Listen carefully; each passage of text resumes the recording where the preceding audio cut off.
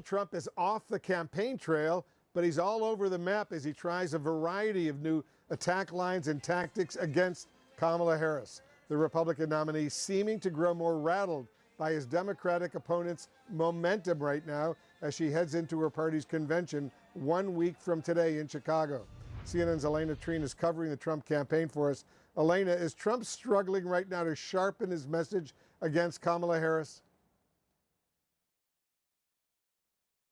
As well as his allies, that they are still trying to figure out which lines of attack work best against Harris. And yes, I think it's fair to say that they are struggling with exactly how to define her. Now, I do want to point your attention to what we saw over the weekend, because I think it shows that any hopes that his allies and his advisors had that he would focus on policy and going after Harris's record were dashed when he shared and pushed this false conspiracy theory, claiming that the crowd at one of her rallies in Detroit was manipulated by artificial intelligence. I also think that, perhaps even more ominously, he had pushed this idea that only Democrats can win elections by cheating. And of course, we know that it's reminiscent of what he had said back in the aftermath of 2020. But I'm going to read for you what he wrote. He wrote, quote, she AI'd it and showed a massive crowd of so-called followers, but they didn't exist. This is the way the Democrats win elections, by cheating, and they're even worse at the ballot box. Now, let's just be very clear. Of course, Democrats do not only win elections by cheating. That's one thing. But the other thing about this crowd side and Donald Trump's fixation on it, there were thousands of people who have been showing up to her rallies, including media outlets, including CNN. We have our own footage there that you're seeing of the crowd at that Detroit rally that Donald Trump was talking about. So this is just completely false, but it does speak a bit to the headspace that he is in. We know from covering Donald Trump for several years that he is obsessed with crowd size. And this is really getting under his skin, the fact that Harris is able to draw thousands of people to her own events. And it's, of course, a change from what has been in the past, where Donald Trump has really taken pride in the fact that so many people come out for his own events, and that people like Joe Biden were unable to kind of have that same type of showing. But that has changed with Harris. And then just one other quick point on this, Wolf, is that this isn't happening in a vacuum. Donald Trump didn't just come up with this himself. This was something that he bought into. It's a far-right conspiracy he saw online that he bought into, and he is amplifying. And it's pretty striking, because I don't feel like I've seen this level of him doing that since after January 6th. And so it's been interesting to see how he's kind of responding to this online. And clearly it is a result of him being so frustrated with the enthusiasm around Harris. He's clearly frustrated by all of this. Elena Treen in Washington. Elena, thank you very, very much. I want to bring in our panel of political experts right now.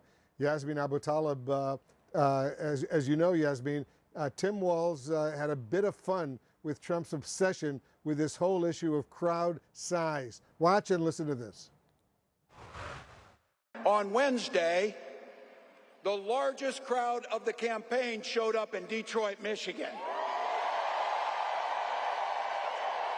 But Arizona just couldn't leave it alone, could you? It's not as if anybody cares about crowd sizes or anything. So, Yasmin, what does this tell you about the race right now, where it stands? There's just a sort of remarkable amount of energy and enthusiasm behind Kamala Harris and Tim Walz right now.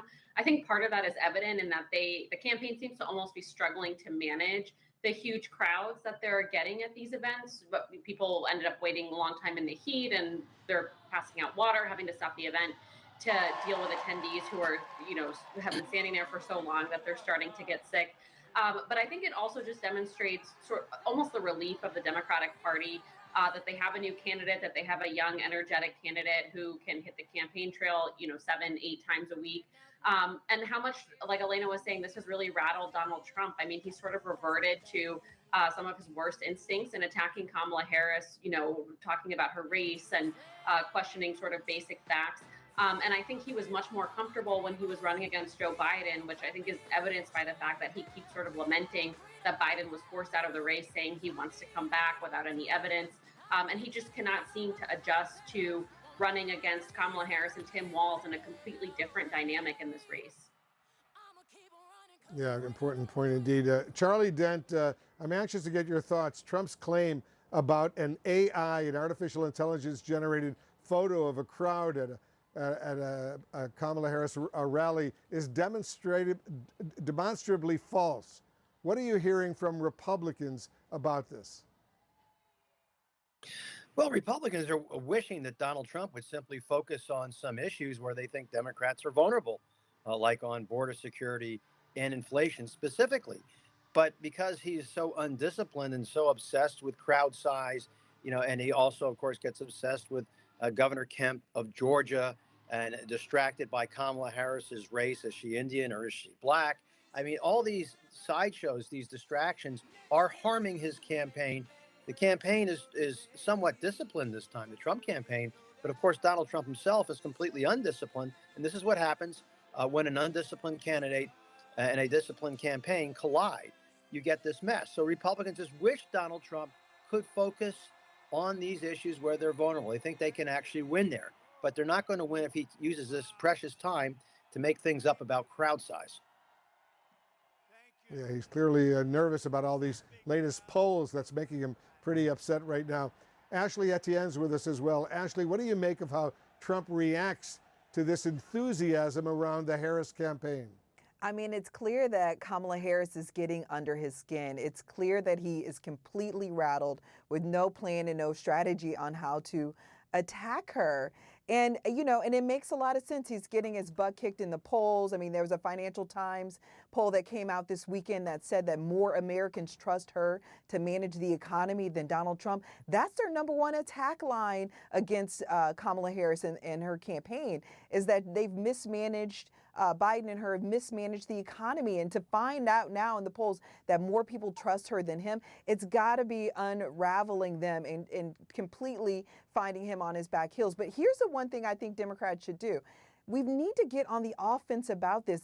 These false claims are just bizarre. They're even beyond weird. They're just bizarre. And the fact that he could not come up with a coherent answer on a number of issues during his own press conference, we need to start making the point and asking the question, is Donald Trump okay? Is he all right? We should be questioning his mental faculties. You recall when he was in the White House, his cabinet officials were talking about invoking the 25th Amendment because he wasn't all there. And to have your finger on the trigger was incredibly dangerous. And he's got that opportunity again now. So if I'm the Democratic Party, I'm shifting gears and starting to make hay of all of this sort of bizarre claims and falsehoods from Donald Trump. Charlie, you want to respond to that? Yeah, I think Ashley's made a fair point. As long as Joe Biden was in the race, Republicans were able to make fitness an issue, that Joe Biden wouldn't be able to serve an additional 4 years, and that he was certainly diminished. That was their argument, and that frankly made it easier for people not to look at Trump's own fitness. But now that Biden is out of the race and you have a more younger, dynamic candidate in Kamala Harris, now the question of Trump's fitness is once again at the forefront. And I think Ashley's absolutely correct. Democrats should make an issue of that. The fact that these are very unhealthy obsessions, they are bizarre.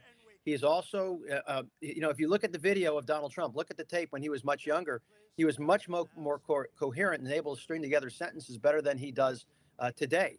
So if I were the Democrats, I would focus on this fitness question. It's fair game, and it's turnaround. This whole issue is simply rebounded on Trump. But it's a real vulnerability for him, and he only makes this matters worse when he goes off in these obsessive rants. Yeah, Kamala Harris is 20 years younger than Trump. I'm sure that's going to be an issue coming up during the course of this campaign. To all of you, thank you very much for joining us.